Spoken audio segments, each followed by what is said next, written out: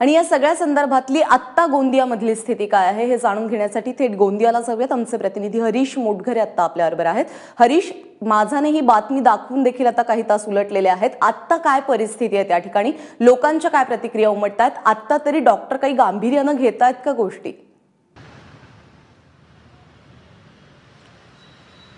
प्राजक्ता, सकाळपासून आपण माझ्याच्या माध्यमातून ही गंगाबाई रुग्णालयातली बातमी दाखवत आहे। मागच्या 1.5 महिन्यामध्ये या ठिकाणी 34 बालकांचा मृत्यू झालेला आहे।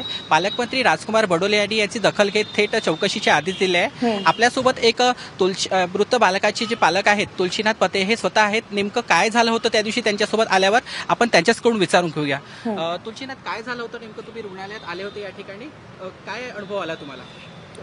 सर, ॲक्च्युली असं झालं की रात्री 12 वाजता माझ्या पत्नी आहे त्यांच्या पोटामध्ये खूप जास्त वेदना झाल्या, परंतु दांडेगाव उपकेंद्रातून मी रात्री 1:30 वाजताच्या जवळजवळ या रुग्णालयात आणलो।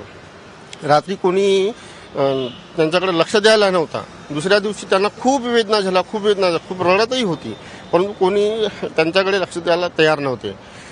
3, 3:30, 4 वाजताच्या जवळजवळ त्यांना अजून जास्त वेदना सुरू झाल्या। मी डॉक्टरांनाही म्हणलं, आता डॉक्टर तिकडे होते नाही, परंतु जे परिचारिका होते त्यांना मी म्हटलं की तुम्ही काहीतरी करा, म्हणजे त्यांना खूप जास्त वेदना होत आहेत, नाही तर मग काही होऊ शकतो, म्हणून त्यांनी मी म्हटलं, पण कोणी त्यांना लक्ष द्यायला तयार नव्हतं। 6 वाजता त्यांना अजून जास्त थिएटरमध्ये नेलं, अजून आणलं, अजून बाहेर 2-3 वेळेस समोरमागे झाले। त्याच्यानंतर रात्री 9:30 वाजताच्या जवळ पटले डॉक्टर आले, त्यांनी प्रसूती केली।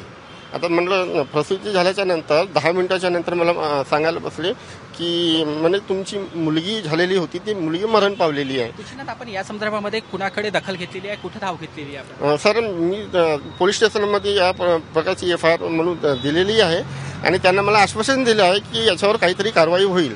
जर ही कारवाई नाही झाली तर मी काहीतरी मोठं आंदोलन करणार आहे, कारण की जे माझ्यासोबत झालेलं आहे मी अजून कोणासोबत होऊ देणार नाही, की मी प्रण केलेलं आहे असं। प्राजक्ता, आपण पाहिलं तर या ठिकाणी गंगाबाई रुग्णालयात येणारे हे जे रुग्ण आहेत ते मुख्यतः ग्रामीण भागातले आहेत आणि या ठिकाणी आल्यावर त्यांना मोठ्या प्रमाणात या ठिकाणचा डॉक्टरांशी सामना करावा लागतो।